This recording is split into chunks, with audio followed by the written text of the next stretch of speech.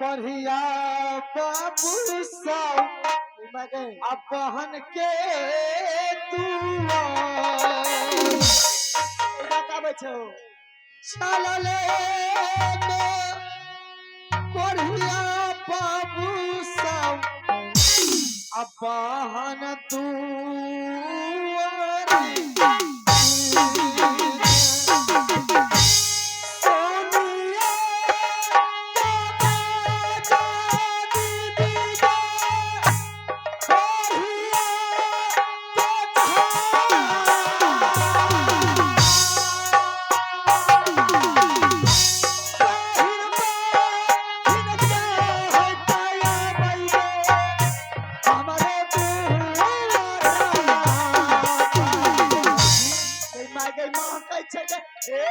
बहन नहीं कह सके बढ़िया में हट करो सही है मामू कहे करिया पार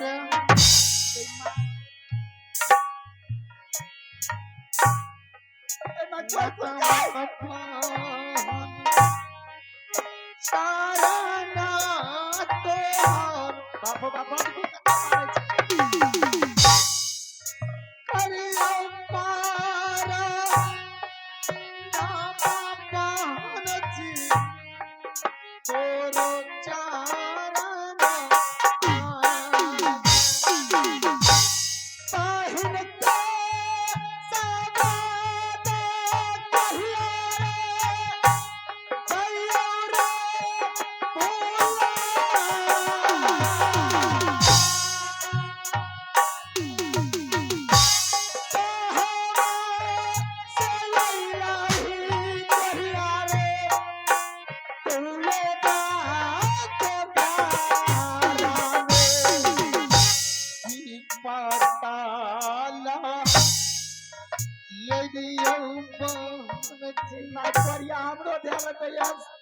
सारी तालियां पिए चलो जाओ तब ऊपर के बैठा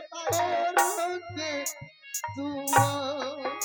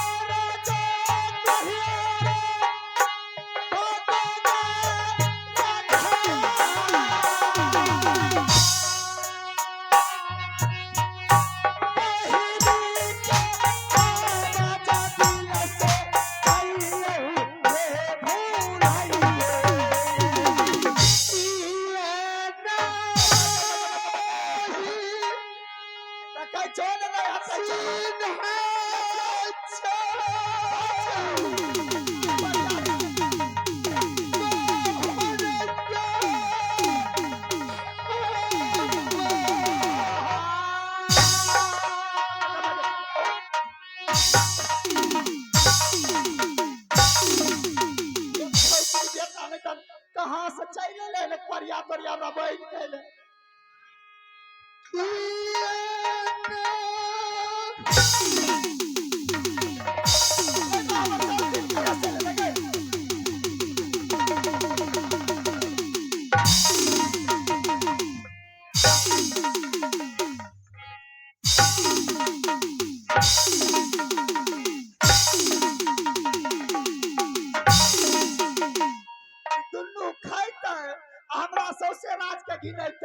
हमर भाई छिए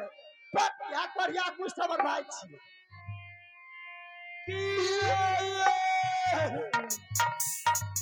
जो पटिया गली से झाड़ के बोला निरताई बनई छा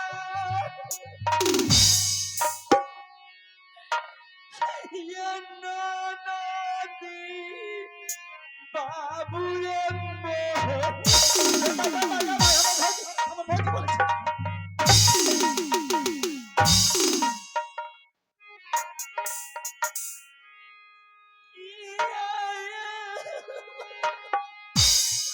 सुखेल दे तो मुझे नहीं तेली बने के चाहिए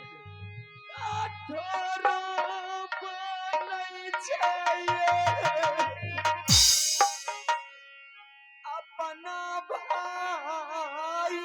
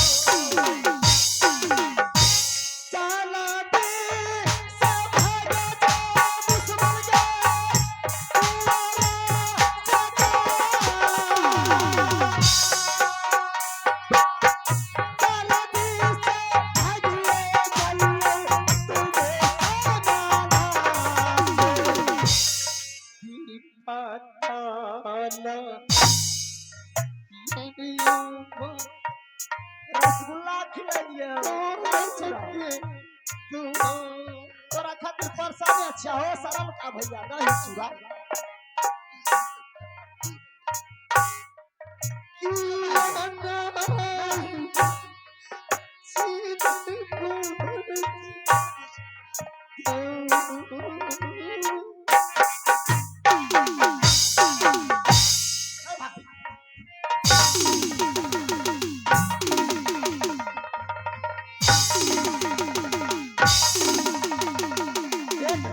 हमर माथा दुखाई छे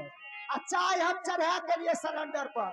हम औने से चाहिए पिए लेने से औने से चाय अब नहीं भागली चले साथ जब खाई करले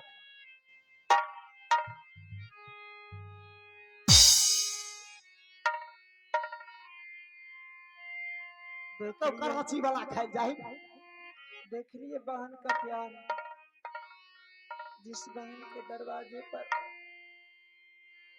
आपने हाथी सार घोड़ा घुड़सवार के साथ आया करते थे 12 माह में 12 पर्व कार्तिक माह में भरदुतिया पर्व होते हैं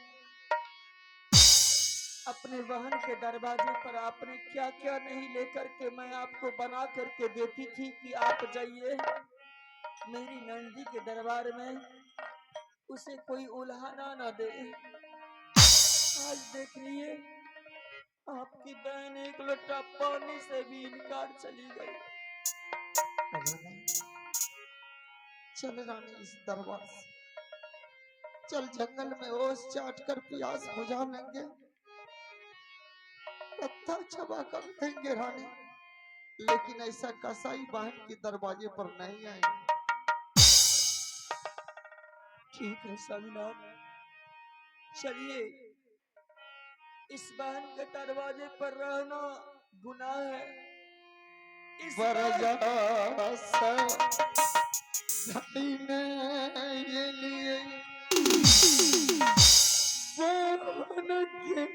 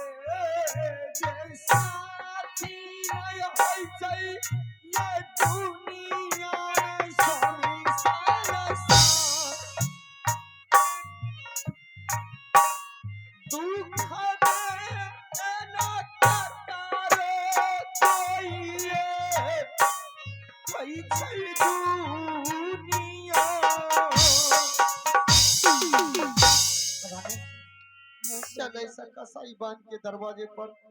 नहीं रहना। चलिए चलिए उस जंगल में पत्ता चबा करके भूख को मिटा लूंगी, ओस चाट करके प्यास बुझा लूंगी, लेकिन अपने रिश्तेदार के दरबार पर नहीं जाऊंगी। ठीक है राम, चल ठीक है चलिए। चलिए स्वामी जंगलवा में स्वामी रहिया जैना चलिए हइये जंगले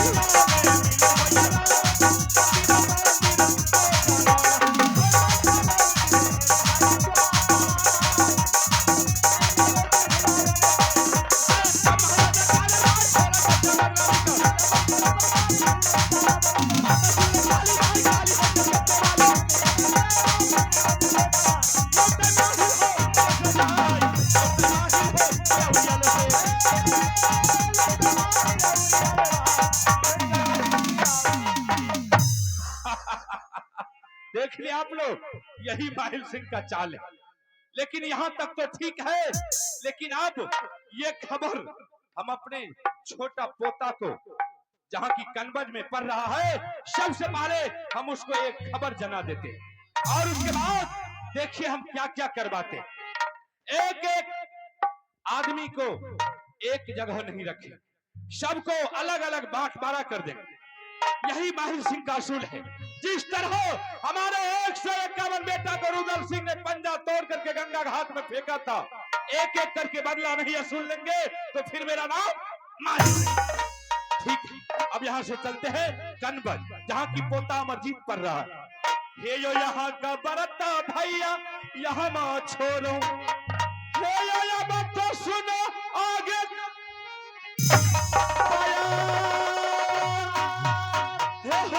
करो रहिया भैया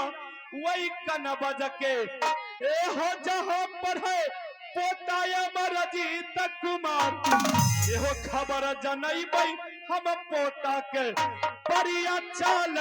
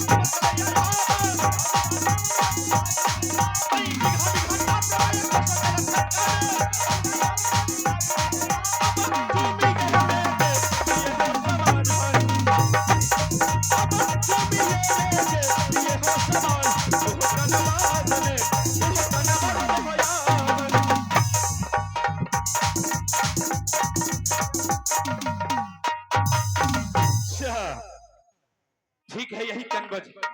लेकिन एक बार पोता अमरजीत को हम आवाज लगाते हैं, देखते हैं आता है या नहीं आता है।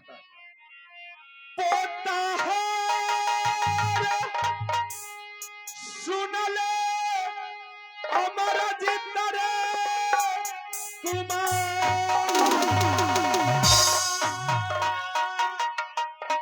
ये कबेरा मूला काता पोता रे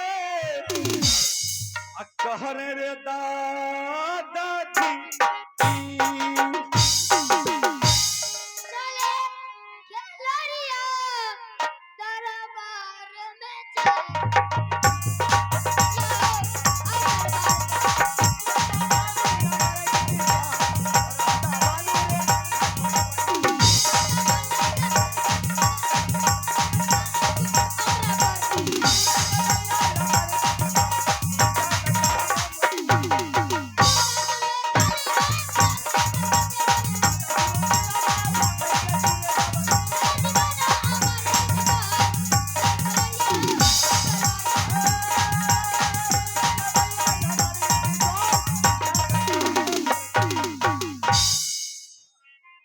करिया पर अच्छा नाम दादाजी चरण हो तो करिया पर नाम दादा जियो चरण जियो रे तू लड़वा पोता गाना बजा में जाए, जियो रे तू लड़वा रे पोता तू रे गाना बजा में।